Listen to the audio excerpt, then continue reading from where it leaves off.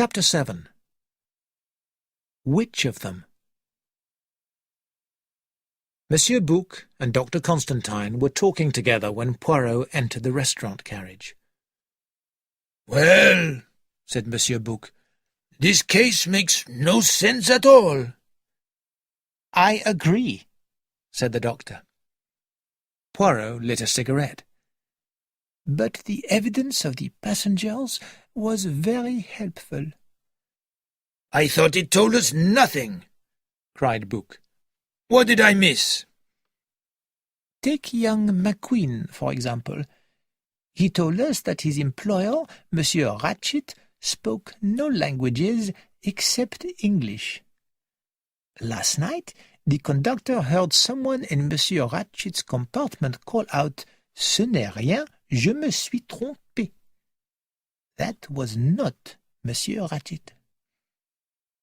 "It is true!" cried Constantine excitedly. "That is why you didn't want to accept the evidence of the watch.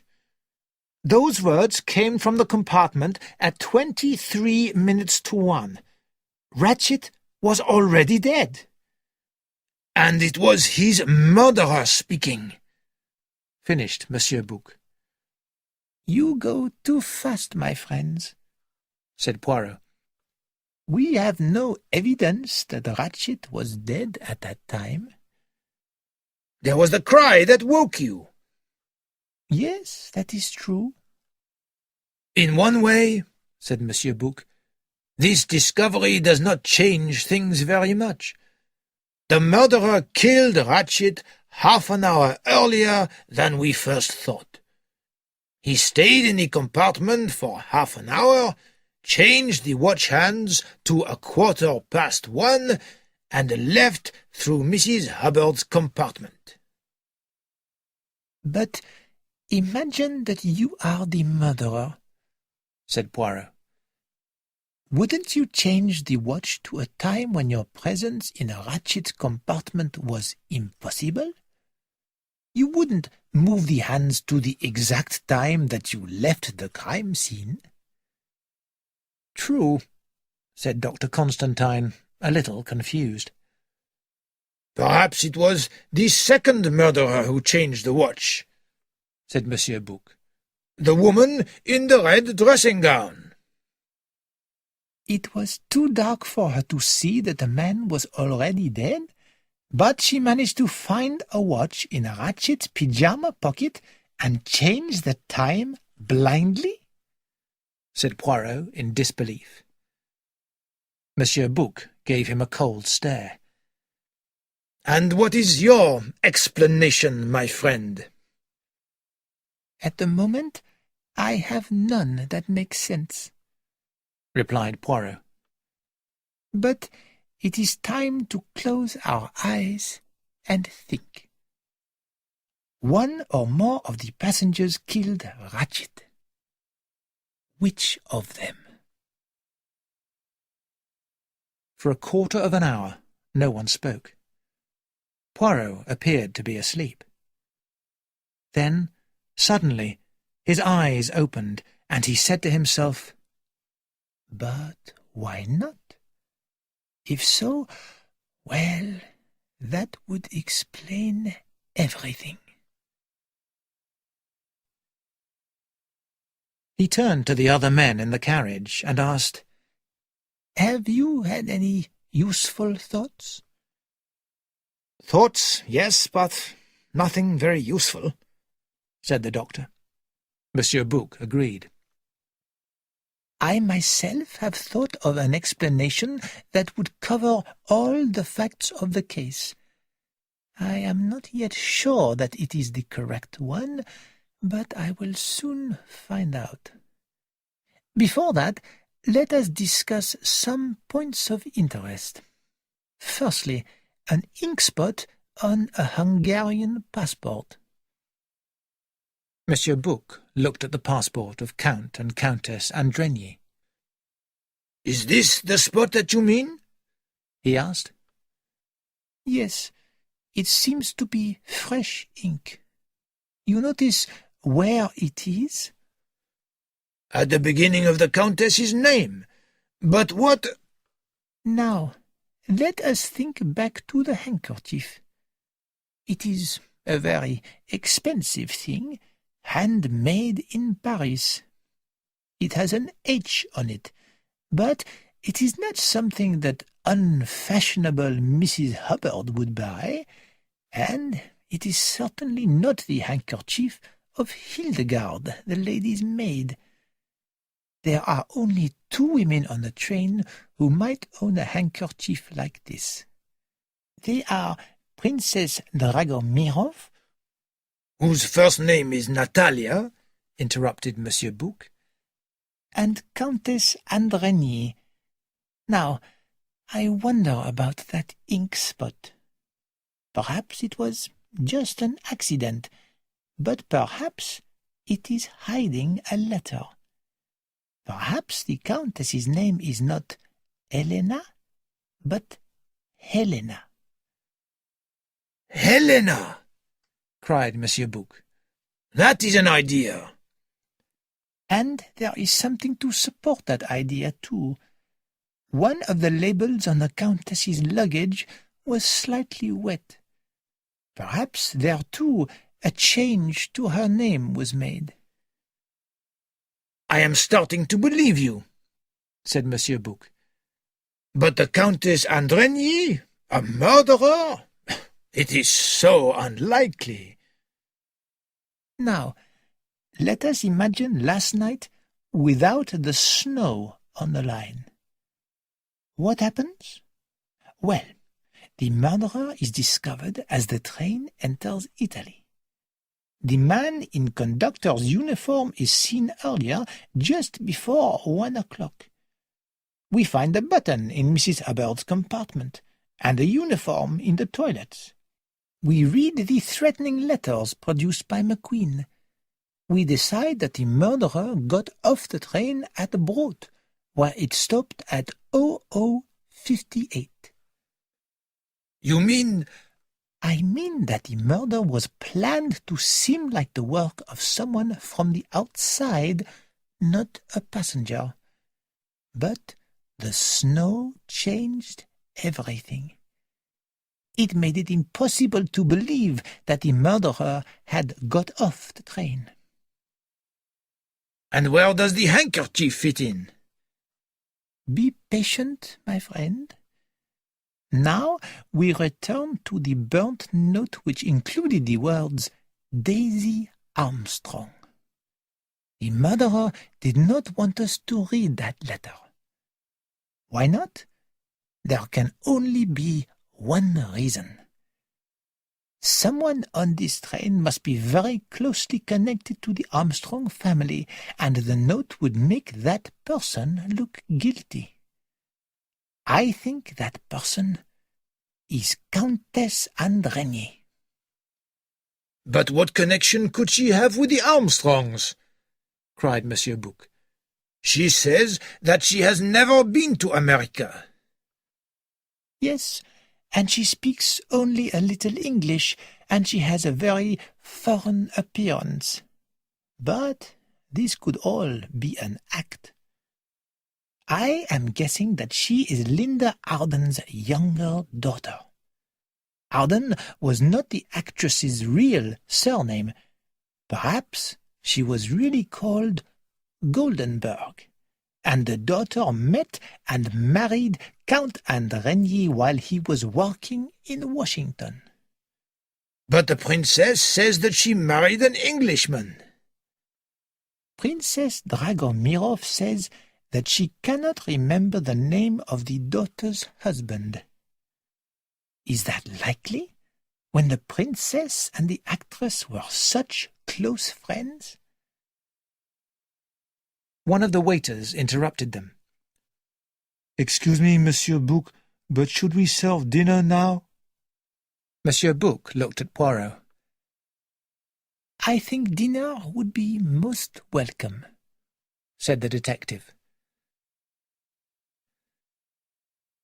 At dinner, Poirot shared a table with Monsieur Bouc and the doctor.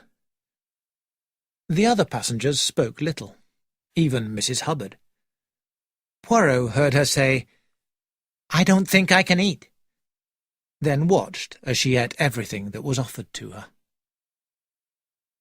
Poirot had asked the waiter to serve the Count and Countess Andrigny last.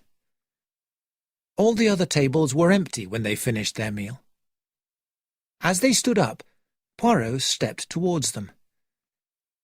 "You have dropped your handkerchief, madame," he said, passing the Countess the small square of material. She looked at it quickly, then gave it back to him. "You are mistaken, monsieur. That is not my handkerchief." "But it has a letter H on it, the first letter of your name?" She said calmly, "My name is Helena. The first letter is E." "I think not," said Poirot. "Your name is Helena, not Elena. You are Helena Goldenberg, the sister of Mrs. Armstrong." There was complete silence for a minute or two. Both the Count and the Countess had gone white. Poirot said more gently, "You cannot deny it. We know." "It is true, monsieur," said the Countess. Her voice had changed. It was, for the first time, American. "Why did you not tell me that this morning, madame? And why did you change the name on your passport?" "I changed the name. It was not my wife," said the Count. "We had heard that a handkerchief with an H on it had been discovered by the murdered man's body." Helena spoke in an emotional voice. "The dead man murdered my niece, killed my sister, and caused the death of my sister's husband. The 3 people that I loved best in all the world. I had such a good reason for killing him." "And did you kill him, madame?" "I promise you that I did not," she said quietly. "It is true," said the Count. "Helena never left her compartment last night." He paused, then continued, "Imagine my position, Monsieur Poirot. I did not want my wife, who I knew was innocent, to be taken to a police station, questioned, perhaps even judged guilty, and sent to prison." "If I am going to believe you, you must help me," said Poirot. "Help you?" repeated the Countess. "Yes. The reason for the murder lies in the past, in the deaths of your sister and her family. Take me back into the past so that I can find the connection that explains everything." "What can I tell you? They are all dead. All dead. Robert, Sonia, dear little Daisy." "Suzanne, too. What nationality was she, madame?" "Poor Suzanne. She was French." "Her surname?" "It's terrible, but I can't remember. We all just called her Suzanne. A pretty, cheerful girl. She was so fond of Daisy. She helped the nurse to look after her." "Who was the nurse?" Stengelberg was her name. She too loved Daisy. "You yourself, you were a young girl at the time. Did you have a governess?" "Oh, yes, a very frightening woman. She was English. No, Scottish. A big red-haired lady in her 40s. "What was her name?" "Miss Freebody." "And there was no one else living with you?" "Only servants." "Now, madame, I want you to think carefully before you answer this question. Have you, since you were on this train, seen anyone that you recognized?" She stared at him. "I?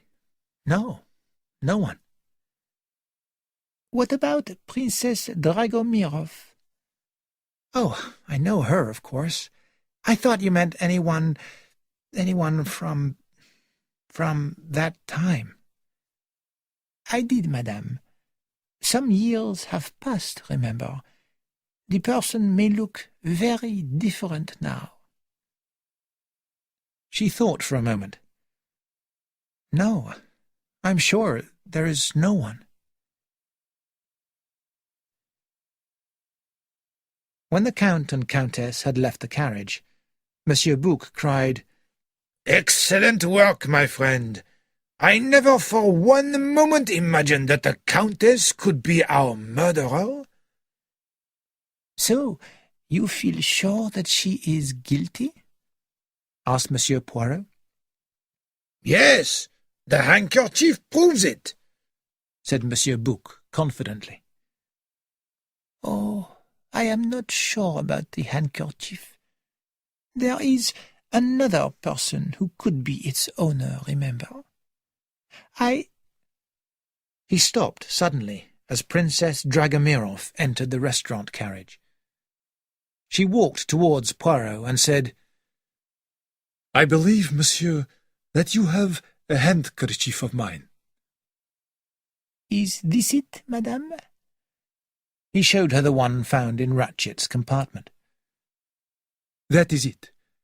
It has a letter N in the corner for my name, Natalia." "But, madame, it has the letter H, not N," said Monsieur Bouc.